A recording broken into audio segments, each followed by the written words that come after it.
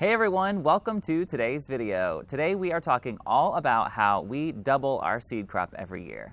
So right here in front of us, we have our seedlings that we've been growing since January 15th. So on this side, I have 6 different kinds of foxgloves. And over here, we've got some delphinium, as well as some lisianthus that are still very small. However, the rest of these are ready to be bumped up into larger containers. So we like to thin down to 2 to 3 seedlings per cell so that we can double our seed crop. So typically you'll hear people say, thin down to the strongest plant, and we did that the first year, and then after that we were like, what if we don't do that? And so from that point on, we have been thinning down to 2 to 3 plants depending on where they are planted in each cell, and then usually somewhere between the 6 to 8 week range after the initial sowing, we go in, pull them completely out of the cell pack, separate them apart, and bump them up into their own containers, and then we've doubled our seed crop. Yeah. So by the time we finish today, I think we're going to have somewhere close to 48 foxgloves. That's amazing. Which is a lot, and we have a small garden, so we'll probably end up giving some of these away. But it's just a fun way to double your seed crop. And we were actually at a nursery this weekend, and their foxgloves were $12.99 a piece, I think. So I'll let you do the math, but we're saving a lot of money here, and it just is a super easy process. So with that being said, why don't we go grab our supplies, and then we'll be right back.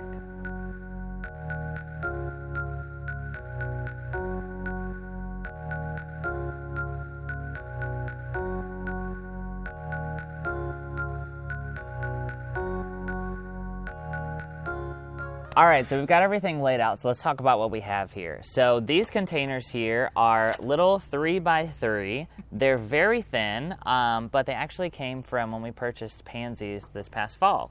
So we save like every single container, which is probably a hoarder's problem, but they come in handy in the spring when you need to use them for things.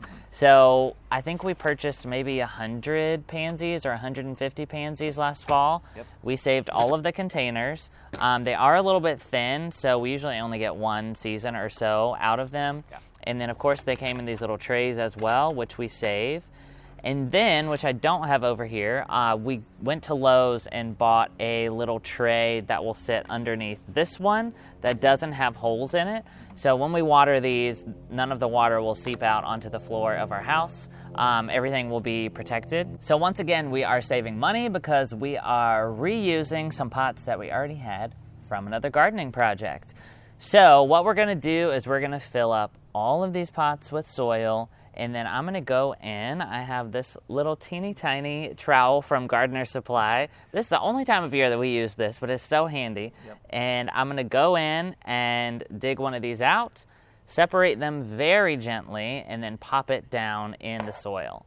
So why don't we do one, and then we'll get started and do all of them. Yeah, so actually before we do that, we discovered last year it's way easier to just pour dirt into all over the tray, and then tuck it down within each tray. Because they're thin, if we try to fill each one individually, it'll be super hard and we'll break all of them. Yeah. So what we do is pour it onto the tray, smooth it out, poke holes down into it so that we have little holes for the seedlings to be tucked down into. And I didn't say what kind of soil we're using. Yeah. We're just using plain old Miracle-Gro. You don't need to use seed starting mix for this part because by the time you get to this point, the plants are very healthy. Yeah. They have been receiving fertilizer every week now, so they've got really healthy roots.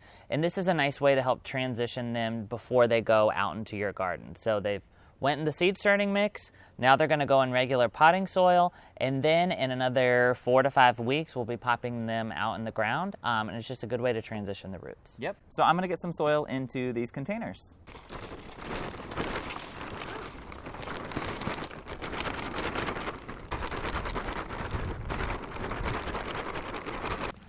And sometimes you have to dump the dirt out from the tray underneath this before you do everything because it gets between them a little bit. But this just makes it so much easier than trying to scoop each little one. Yeah, and you do want to remember that you need some space in here to remove dirt for just a little hole for the seedling to fit down into. So you don't want it packed in too tight, especially to start. So I'm just going to move some around in my containers. It's always easier to add more soil later than to overfill from the beginning. Yeah. Make little holes down within each cell. Okay, so I'm going to leave this part to you. So I will be the separator. All right. And you can be the planter. All right, sounds great. Let's see. Might need some more dirt over here once we get over here. So why don't we go ahead and start one? So we're going to have to keep a really standard system here. Yep. Otherwise, we're going to get our varieties mixed up. So this one is Camelot Lavender, so let's do it here. Okay. And then I'm going to take my little trowel. Going to go in here very gently, because while the roots are strong, they are still pretty delicate at this point. Yeah. But we've learned that this process is like the easiest way to make these really strong. All right. All right, so I've got 2 foxgloves here. Look at those roots. You guys see that? Crazy. So I'm going to very gently try to break these apart. This part makes me so nervous every year. Perfect. There you go. 2 plants. All right. Okay, so I'm gonna 2 take this foxgloves. So I'm going to take this, and I'm just going to tuck it right down into the cell that we already have. We're not going to smush it down because we can go in and backfill with some soil, which I'll do here. And they will settle a little bit too once we water them in. And we also don't use any kind of like biotone or root stimulator or anything for this process. Nope. They're good to go. And like I said, I'm still going to be fertilizing them once a week, even when they're in these bigger containers. So they're just going to keep growing and growing and growing from this point forward. Okay, so we have a lot of these to do. So I think we're going to go ahead and get started, and we're going to tuck each seedling down into each of these containers, and we'll show you guys when we're done.